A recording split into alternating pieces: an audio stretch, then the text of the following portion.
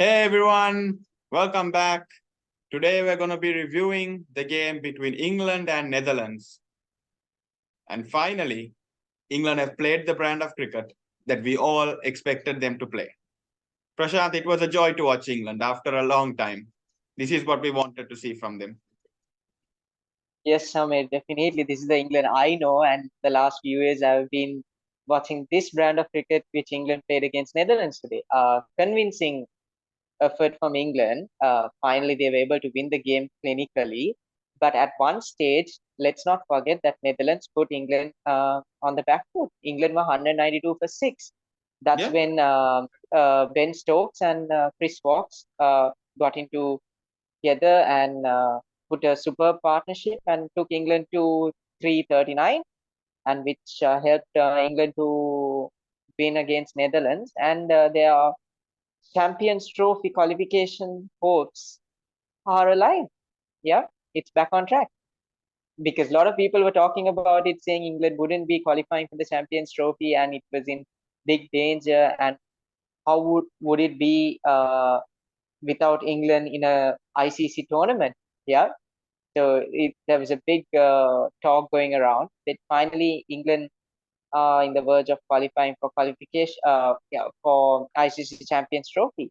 Yeah, absolutely. I think, like you said, this is what we expected from England all along. What's changed? I mean, just the last game, they were so timid and all that. And now you see this positive brand of cricket. David Malan at the start, Woakes and Stokes at the end, and the bowlers were aggressive. They were bowling good lengths. What's changed? I mean, I think Samir, it's always within the dressing room, the always the environment. Yeah, and today they were very positive. They had that intent to score runs. The bowling was fantastic. The way they bowled, and that's the England bowling lineup we always know, getting wickets whenever a partnership is building. So everyone contributed today in the bowling lineup, and it was a good bowling performance from England. Uh, in the previous games, Samir, which I saw in England, they were so low on confidence. Uh, they were just not playing the brand of cricket we all know, and they were lacking. They were out of sorts, in two minds. They seem to be very undercooked at the very start of the tournament. Yes, they played some good cricket against Bangladesh, won convincingly against Bangladesh, but the remaining 7 games, losing to New Zealand, losing to Sri Lanka, Australia, England, Losing India. to Sri Lanka was an Um, embarrassment. yeah, of course, losing to Sri Lanka was an embarrassment. Um, but it's just how they went about their approach in the past games was not right, and today's approach was fantastic, Samir. They did everything correctly, and this is what I say: always do the basics right, and then you get over the line. Yeah. Absolutely. And I think maybe to add to what you said, I feel like the title of defending champions held them back all this time. Like this, I think was their first game that they were officially out of the tournament. I think until Yes, now Samir. they had a chance of qualifying in every game, and I think that weighed them down. Every game they played, you could see there was a fear factor of getting knocked out.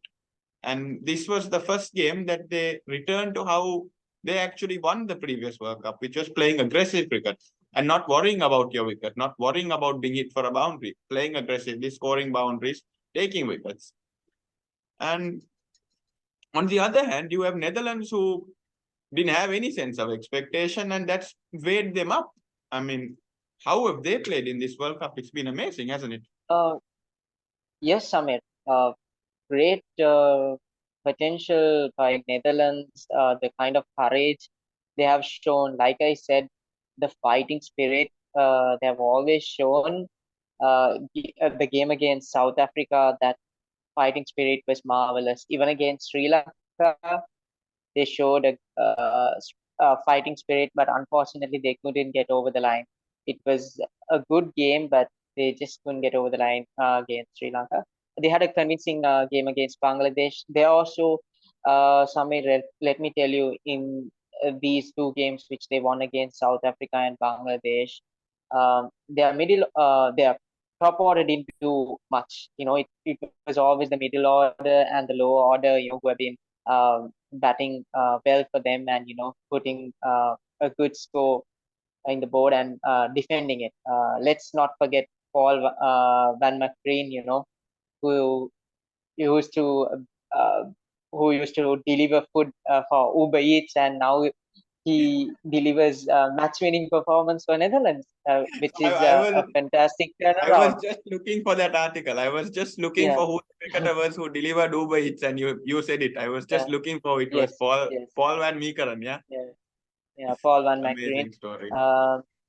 amazing turnaround from him, and definitely this Dutch side has talented players, and it's just like going to be the growth, like how Afghanistan has improved.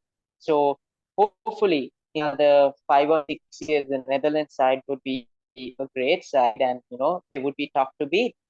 And what I see, Samir, here is they are lacking playing consistent cricket. Samir, I just checked when they played their last T20. Their last T20 was against South Africa in Australia in the T20 World Cup. So they have not played for the last one. They have not played for the last 1 year, which is T20 cricket. It's the same with 50 over cricket. They don't play consistently. Now, Hmm. after this World Cup, they're going to have a big break. So, I would like to see teams inviting them to play bilateral series, or maybe even, play a tri-nation series with them. Also, teams touring England, before going to England, they could like play a short uh, tour with Netherlands, maybe like 3 ODIs and 3 T20s, and it would immensely help Netherlands cricket, and they will improve uh, uh, years to come by. And this Dutch I side is full of talent.